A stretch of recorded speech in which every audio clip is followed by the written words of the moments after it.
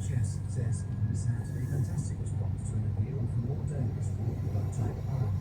Officials say after stocks fell to unprecedented low. Tonight they said that there was a real need to keep the momentum going, and they said anyone who had been unable to book an appointment to donate should try again. Of course, Jim Reed has more details. This is only the second time the NHS has issued an amber alert over blood supplies. Officials say one cause is the usual summer drop in donations as more regular donors go on holiday or have difficulty giving blood in hot weather. But the main reason appears to be the fallout from a cyber attack last month on a private blood testing service used by some major London hospitals. Ongoing delays in testing mean doctors are instead having to rely on universal O type of blood for transfusions.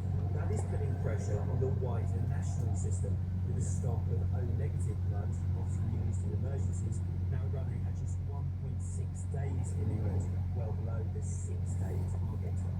New figures suggest that the number of people killed in drink-drive collisions on Britain's roads is at its highest for more than a decade. Is our transport correspondent, Katie Austin. According to official figures, in 2022 there were 300 deaths in Great Britain where at least one driver was over the limit. That's the highest since 2009. Fatalities remain significantly below historical highs, and the number of drink-driving casualties of any severity has gone down over the past decade. But the charity IAM RoadSmart described the recent increase in deaths as worrying. It called for more resources for police to carry out random roadside weaponiser testing and more rehabilitation courses. Former Liberal Democrat Cabinet Minister Sir Vince Cable has told the inquiry into that rising IT scandal that he hadn't the faintest idea the Post Office was privately prosecuting some postmasters. Sir Vince was business secretary when the Post Office was privatised in 2013. He said he accepted that postmasters were wrongly prosecuted on his watch and apologised. In the City 100 share index ended the day up 33 points at 8,186. On Wall Street, the Dow Jones closed 81 points higher, 39,935. On the currency markets, the pound is trading at $1.28.5 against the euro. Sterling is €1.18.5, and the euro 84.4. A man working with the Canadian Olympic team has been given a suspended 8-month jail sentence in France for flying a drone over rival teams' closed-door training sessions.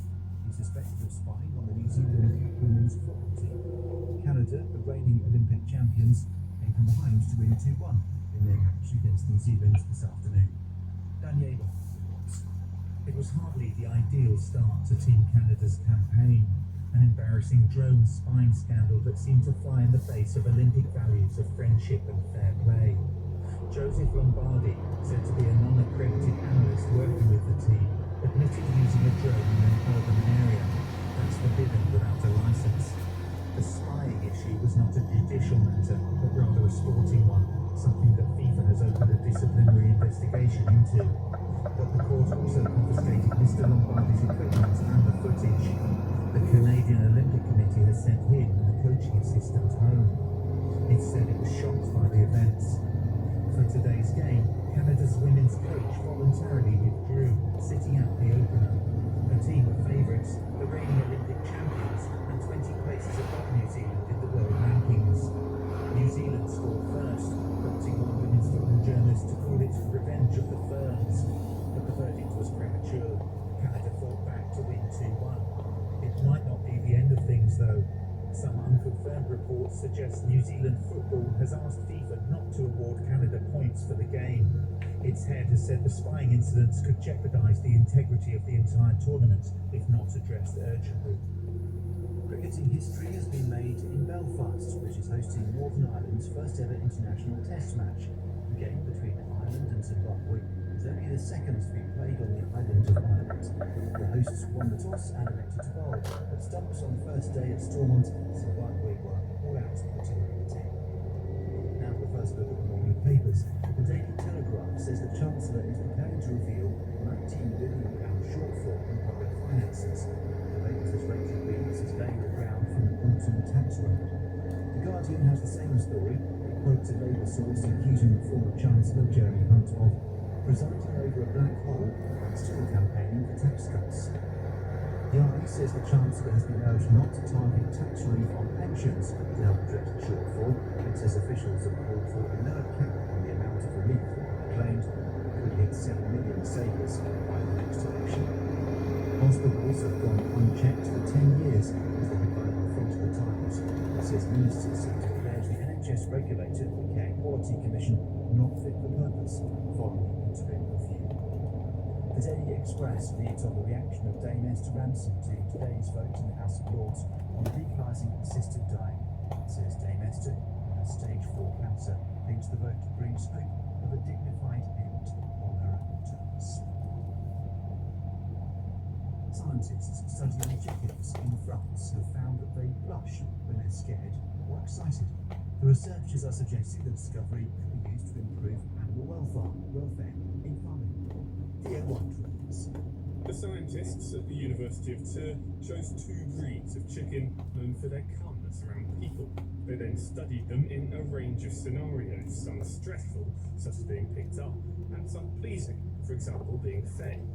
When scared or animated, the uncovered skin on the hens' heads became red. This includes the comb on the top and the wattles, which are the flaps on the bottom. Conversely, when relaxed, the hens fluffed up the feathers on their crown. The researchers believe their findings open a path to exploring the emotional lives of birds, something they say is critical for improving poultry welfare. They conclude that Charles Darwin's assumption that blushing is the most human of all expressions has been seriously weakened. The Mercury Prize nominations have been announced, with a record-breaking 8 of the shortlisted albums by women or bands fronted by women. The winner of the award, which recognises the best British or Irish album of the last 12 months, will be announced in September. The nominees include Charlie XCX, as well as a range of rap, indie and jazz artists. Our entertainment correspondent Colin Patterson has been listening to the albums. Yeah, 360.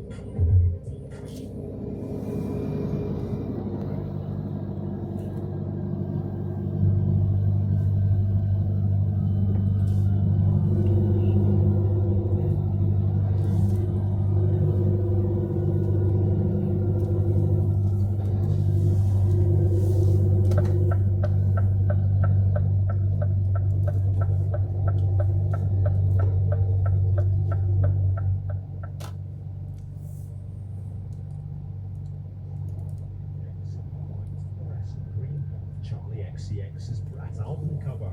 Think pieces about Switch appeared in Forbes, Time magazine, and the New York Times. Now the same Brat album has been nominated for the Mercury Prize, up against Beth Gibbons.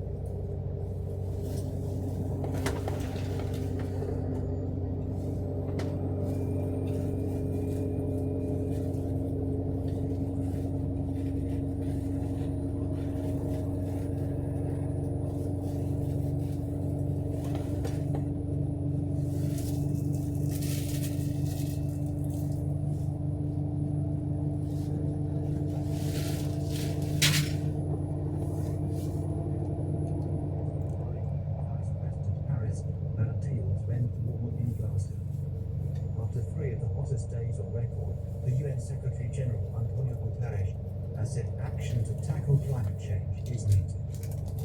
BBC News. And the news was presented by Tom Sanders. The weather from Louise Lear. Good morning.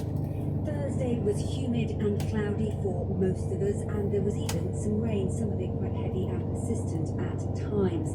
Now, the story will improve as we move towards the end of this week, with next week turning much warmer and drier right across the country. More details on that in just a moment. But for Friday, we will start off with a case of sunny spells and a few scattered showers. The showers most frequent to the far northwest across Scotland and Northern Ireland, but we will start to see those push in along west-facing coasts of northwest England and Wales during the morning, and some of these will drift further east. The best of the dry weather today will be across East Anglia and South East England, but still those temperatures a little bit subdued before this time of year, with a high likely of 23 Celsius in the South East. Generally across England and Wales, we're looking at highs of 19 to 22 degrees. For Scotland and Northern Ireland, sunny spells and scattered showers continue on and off throughout the day. Here, most frequent and perhaps some heavier bursts from time to time, so temperatures peaking between 15 and 19 Celsius. As we move out of Friday, the showers will fade, skies will clear for a time, and we'll start off on Saturday with some early morning sunshine. We will see another band of showery rain, particularly moving through Northern Ireland, pushing into northwest England and Wales during the morning. So showers most frequent on Saturday out to the west, some of these once again pushing a little bit further inland. But east of the Pennines will see the best of the drier, brighter weather, and temperatures very similar to Friday across the country, ranging from 15 to 23 degrees. Now, as we move out of Saturday, then high pressure will build and quieten the weather story down, and we're going to lose those light westerly winds, and the wind directions swing round to more of a southwesterly. So there'll be a good deal of dry weather to look forward to on Sunday, and with each day into next week, those temperatures are set to climb, peaking into the mid-20s by the middle of the week across central and southern England. Enjoy. Thank you, Louise. Well, now in tonight's episode of Child, India Rackison is making a birth plan. Down from the attic. That's kind of everything condensed into me.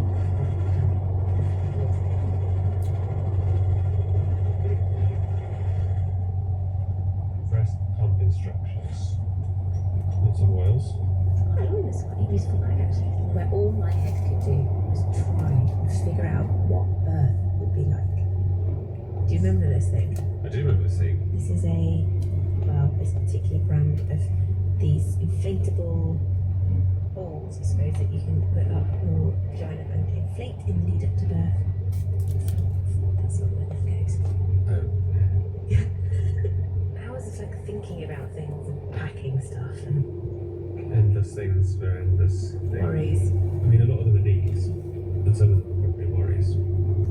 Lots of people kind of think it's just gonna be the way it's gonna be, and then they've come home and then they're like, oh, if only I'd realised. And that's the phrase I just hear over and over. And there was gathering, calming things, playlists, mantras from my friends, tokens and totems of familiarity and strength. There was a postcard written from my mum and my dad. My mum died when I was 16, but being able to bring her into it has just felt really important. So how can we truly plan for something as big and unknowable as birth? And what are we forgetting or not being told? I'm India Rackison, and from BBC Radio 4, this is Child. Episode 9, Birth Plan. It's not uncommon for women to say to me, why wasn't I told about this in the antenatal period? And I think if we did inform women about perineal trauma in the antenatal period, it would be much easier to deal with it afterwards. This is Dr. Rane Thacker. She is the president of the Royal College of Obstetricians and Gynecologists. I find that there's a lot of conversation before birth of not telling women too much. Maybe rightly so, because isn't it wonderful to go into birth with a positive frame of mind? But you're saying that people want to know, and actually that makes a huge difference. You're absolutely right. People want to know. I think the time where we used to not inform women about consequences of childbirth or any part of medicine, it's very different now. And I think the younger generation really want to know everything, and that's absolutely right. Rane has a huge body of work, but she's specialised in birth trauma, particularly tearing and obstetric anal sphincter injury. She runs a specialist clinic in London, and actually, I think just knowing the clinic clinics like hers exist is reassuring. She believes that giving women information about tearing and the impact of pregnancy and birth on the pelvic floor is vital. So that when they go to give birth, they ask if something is not being done. She's recently led research into trying to reduce the rate at which tears are missed straight after birth and improving the care. One of the suggested aspects was to provide women with better or more information on tearing. But the feedback from some medical colleagues was surprising. There were some people who objected because they said that will increase the cesarean section rate, or women will demand episiotomies if we do this. But as I've said to you, I'm a firm believer that if we educate women, provide them with the right information, they will use it. Me too. Me too. Mane's passion for this began during her childhood in India. I've never wanted to do anything else all my life, really. So my father was a surgeon and my mother was a midwife. My mother used to go out in the farms to deliver babies. I used to go with her. From a young age, she'd seen many births, many vaginas, many tears. But when she got to medical school, she was surprised to find that tearing was a neglected area. So she focused in on it. And tearing is a good example of something that gets either severely overlooked or leaves people feeling scared. But some information and planning around it might just help. Tearing at birth is everything from grazes on the skin of the vagina to stage 2, which involves both skin and muscle. The most severe tear is the 3rd and 4th degree tears, and that involves the muscles of the back passage. I would say about 80 to 90% of women sustain some kind of tear. But when we talk about 3rd and 4th degree tears, which are the ones that have long-term consequences, I would say that it's about 3% from most of the studies. So how do you plan for it? Well, you can start perineal massage from 32 weeks. And we know that women who do perineal massage are less likely to have tears that require suturing. And also more recent evidence that it could prevent 3rd and 4th degree tears or OAC. I remember my partner doing it for me. We think we just sort of talked logistics, and he did it to me. Yeah. Because it's not exactly pleasurable, is it? You need quite a bit of pressure. Yeah. The way to prevent tears is at the time of delivery, rather than pushing hard when the baby's head is coming out, it's that slow breathing. And there may be a reason why they are asking you to push. But if everything's going fine, you can always tell the midwife or the doctor, I want to breathe this baby out. Breathing the baby out. That reminds me a lot of one particular way of preparing that seems to keep blooming in popularity. I suppose actually I really need to start right at the beginning when I had my first baby, and I had never heard of hypnobirthing. Siobhan Miller is one of the lead voices on hypnobirthing in the UK. She's an author and creator of the Positive Birth Company. Hypnobirthing is now used and taught by all sorts of people, but back in the early noughties it was less common. So I went to the free classes at the hospital, learned a few basics, but I didn't know a lot about birth. Siobhan's first birth left her shocked and distressed. I suffered really badly with postnatal anxiety. I'm so and I really sorry. think, yeah, horrible to go through. So second time round, she just wanted more help. And she was hearing a lot of good things about hypnobirthing. And I went to the classes, and it was life-changing. And I thought, why didn't I know this before? Or why doesn't everyone know this?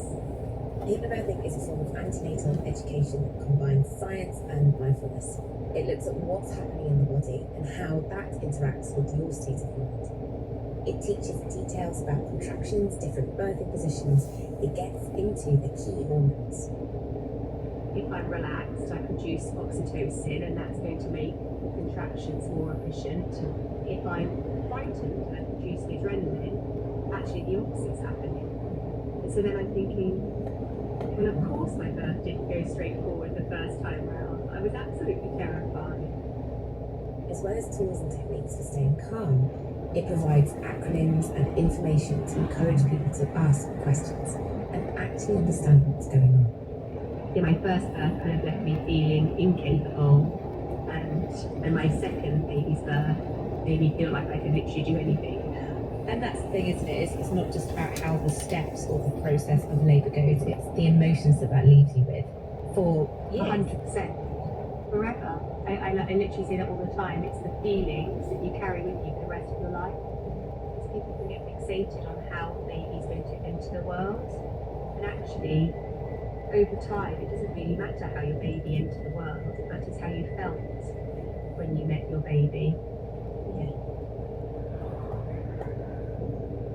Hypnobirthing has boomed in popularity, but while there are official qualifications and accredited courses for trainers, it is not a protected profession. Anyone can teach it. And one of the issues levelled at hypnobirthing is that some, and I really stress, it is only some courses can set you up to feel worried, defensive about medical care, or like you failed. Well, the hypnobirthing courses have been really, really helpful. There's also something that comes with that. It's a bit of a dogma that's very much sort of anti-induction, which I don't think is particularly helpful.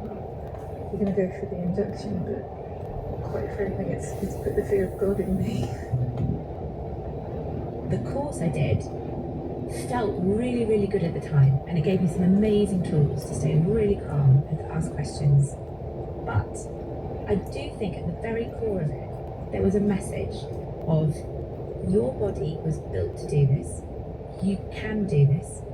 So when I ended up in an induction and then ended up in a cesarean birth, for all the demons I have battled with, and objectively it's not how I feel about birth, if I'm really, really honest, deep down inside I feel like I failed. For sure, that is feeling that I hear people talk about a lot, and it's a criticism of hypnobirthing. Some people will say they did a hypnobirthing course and it didn't work because they had to have intervention, which makes me think that their understanding is that if they need help, it doesn't work. But it's not about being anti-intervention. I see it working if it's helped you to feel informed, calm, confident. And part of that feeling might come from making a birth plan. This is a copy of our birth preferences. I don't even think I want to really look at it. It took a long time to write it, didn't it? It's just weird because of all of that thinking, you just can't know what's coming, can you? At least we sat down and went through it, didn't we? Talked about what we wanted. Yeah, it was probably most useful from that perspective, wasn't it? In hypnobirthing, birth plans like ours are often called preferences, which maybe seems a bit more sensible. Exactly, you can't really plan for it. So preferences for me is, giving some thought to what you'd like to happen in different scenarios. For example, if you are going to be giving birth in theatre, you've got options like skin to skin, or you can request to have delayed cord clamping. So, wherever you give birth or however you give birth, you have given some thought to how you'd like it to go. It's not just a hypnobirthing thing. Birth plans might have been ridiculed in the medical memoir This Is Gonna Hurt, but many, many doctors, including the president of the Royal College of Obstetricians, agree that making a plan is crucial because it empowers people with information, enables them to ask questions, be a part of their birth decisions.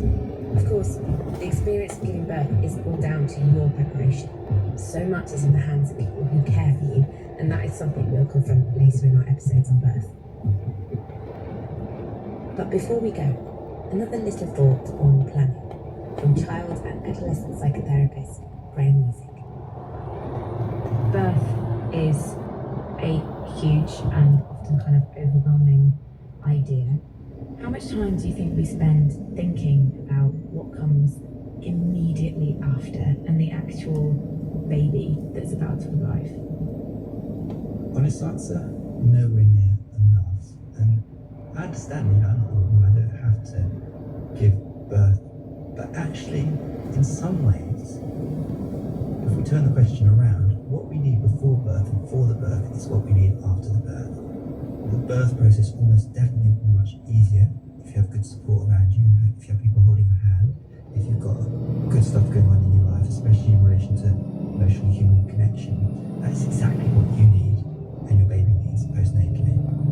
And though he says it needs more research also fascinated by the power and the impacts of bonding with a fetus in the womb. And when people, they get support in bonding with their fetus, it seems to have extraordinary effects. For example, it eases birth. It seems to be the case that breastfeeding is easier. It seems to be the case that there's much, much less postnatal crying, for example, and much, much better postnatal sleep. So there's good reasons. It's like a really good investment. You've been listening to Child with me, India Rakison. The producer is Ellie Sands, and this is a Listen production for BBC Radio 4.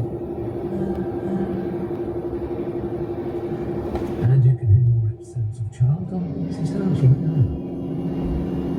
Coming shortly though, it's the Shipping Forecast.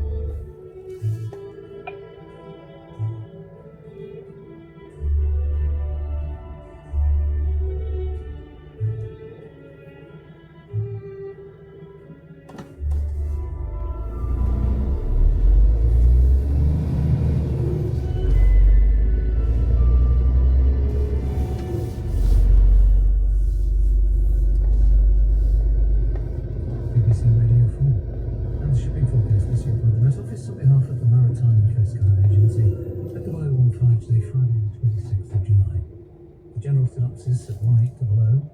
Low baby 988. Expected southeast iceland 991 by 1800 Friday. The area forecast for the next 24 hours. North at 0, south at 0. Southeasterly, veering southwesterly 3 to 5. Occasionally 6 at first and north at 0. Becoming variable 2 to 4 later. Showers most of the fog patches at first. 40s, quality, 4th time doggy. West or southwest 3 to 5, showers, perhaps thundering in 40s, quality or 4th. Good, occasionally moderate. Fisher Journal Light, south or southwest 3 to 5, veering west or northwest 2 to 4, showers, perhaps thundering at first, good, occasionally moderate. Humber, Thames, Dover, west or southwest 3 to 5, becoming variable 2 to 4 later in Humber. Rain or showers at first, good, occasionally poor at first. White, Portland, Plymouth, west or southwest 3 to 5, becoming variable 2 to 4, showers, moderate or good. Biscay, variable 2 to 4, occasional rain, fog patches, moderate or good, occasionally very poor. Trafalgar, variable 2 to 4 in far southeast and far northwest, otherwise northerly or northwesterly 4 to 6, fog patches in northwest, moderate or good, occasionally very poor in northwest. Fitzroy, northerly or northwesterly 4 to 6 in far southeast, otherwise variable 2 to 4